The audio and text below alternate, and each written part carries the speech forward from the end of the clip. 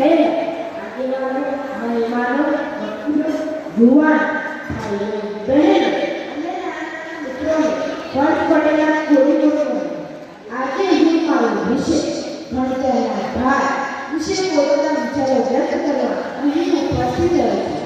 સાથે સાથે ભણતરને કારણે માતા પિતા અને તેમના બાળકોને શી પરિસ્થિતિ થાય છે તેના વિશે પણ હું તમને વાકેફ કરવા અહીં આવ્યો છું. તો મને ધ્યાનથી સાંભળવા મારી નમ્ર વિનંતી.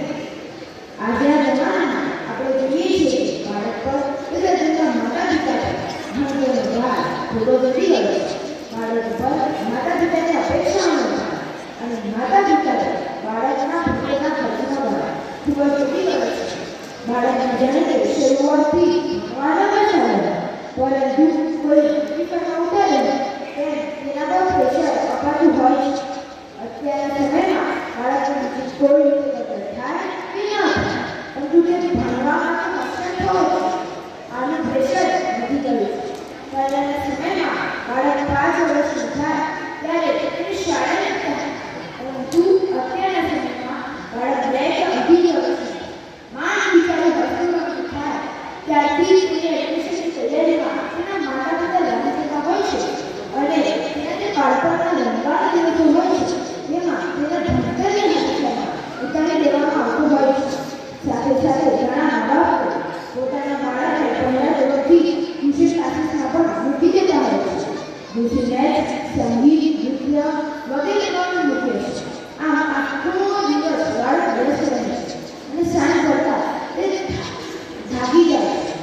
મારા મતે બાળક ભલે ભણવામાં હોશિયાર ન હોય પરંતુ તેને કોઈ નાનો સુધી જરૂર છુપાવી હોય છે. જે ભલે બાળક તમે મહાન વૈજ્ઞાનિક આલ્બર્ટ આઇન્સ્ટાઈનને સમજતા હશે અને તમને એ પણ ખબર હશે કે જ્યારે તેઓ શાળામાં ભણતા હતા ત્યારે તેના શિક્ષકે તેમની માતાને બોલાવીને કહ્યું હતું કે મને આ બાળકને એટલી જ દેખાવ તે ગાંડ છે અને આજે એ જ ગાંડાના છોકરાએ ઊર્જાનું સૂત્ર E બરાબર mc² શોધ કર્યો અને મહાન વૈજ્ઞાનિકની પદવી મેળવી છે. આજે પણ તેમનું મગજ સાચું દેખાયું છે અને તેના પર સંશોધન ચાલી રહ્યું છે. સાથે સાથે બીજું તમે કાલિદાસને ઓળખતા જ હશો. તમને એ પણ ખબર હશે કે તે સૌ એમના મૂળ થયા હતા કારણ કે તેઓ જે ઝાડની જે ડાળીને હતા તે ડાળીને કાપી દેતા હતા. પરંતુ આજે એ જ કાલિદાસને મહાન કવિ કાલિદાસના નામથી ઓળખે છે. આમ મારો કહેવાનો મતલબ એ છે કે બાળકમાં કોઈ જરૂર છુપાવી નથી. બસ માતા પિતાને ઓળખવાની અને તેને જેમાં આગળ વધવાનું છે.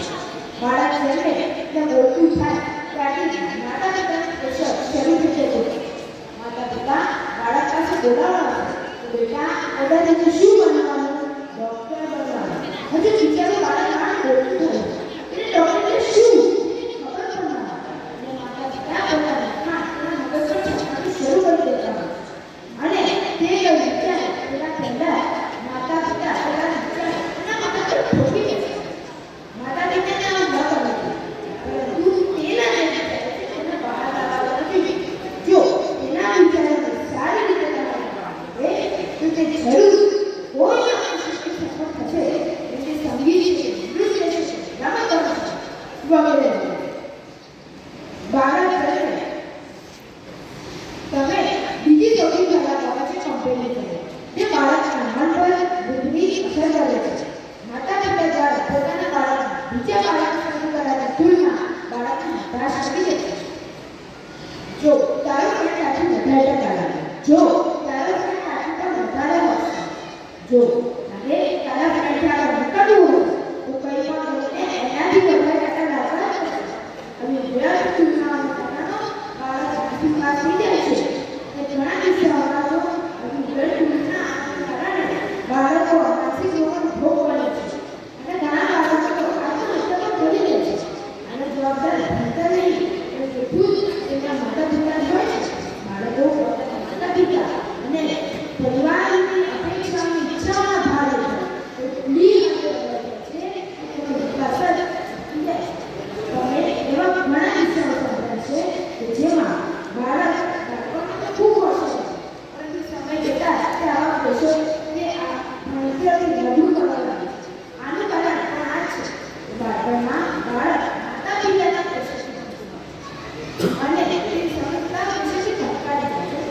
ઝઘડો કરવા લાગે છે. હું એવું નથી કહેતો તમે બાળક પર રાઈટ તું હું એવું કહું છું કે તમે બાળક પર ધ્યાન આપો. બીજા ભણતો ન હોય સમજાવો તો પ્રેશર માતા પિતા જોઈને તે સાથે નથી પહોંચી ગયા તો બાળક એ સાથે જવાબ મળે છે ને તેના માટે તેઓ ઘણા પ્રયત્નો કરે છે આને અનુલક્ષીને સંસ્કૃતમાં પિતાને શ્રી સંદેશ આપ્યો છે કે હે પિતા સંસ્કૃતનો પરિપૂર્ણ આનંદ માણી તારા સંતાનને દર્દ કારણ કે જો તારા તે તારા અને તારી જીવિકા કોઈ નહીં પરંતુ જો તારો પુત્ર